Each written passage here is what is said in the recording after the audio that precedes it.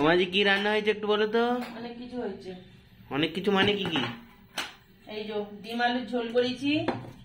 দাঁড়া একটুখানি, তুমি দাঁড়াও না।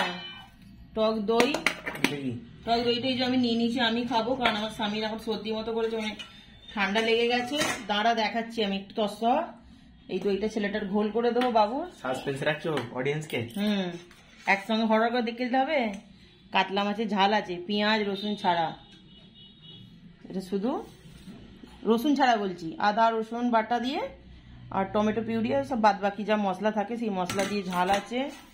এখানে শশা, এদিকে বললো ঠান্ডা লেগেছে শশা খাবে না, আমি শশা অল্প করে পৌঁছালাম, শশা খেয়ে যাচ্ছে, দেখা শশা খাচ্ছে। এখানে চিপস আছে, এটা ভাত। এই যে সব থেকে ভালো জিনিস, যারা এরা দেখেই অর্ধেক ভাত খেয়ে নেবে এটা দিয়ে, আমার স্বামী আর সন্তান। উচ্চার আলু ভাতে মোলা আছে। এখানে এক পিস মাছ ভাজা রেখেছি ভদ্রলোকের জন্য, মসুর ডাল সিদ্ধ একটু, আর এখানে আছে এই যে সাদা ভাত। তো আজকে এইটাই রান্না হয়েছে। রান্নাগুলো কেমন লেগেছে অবশ্যই কমেন্টে জানাবেন, ভালো লাগলে একটা লাইক করে দেবেন। দেখা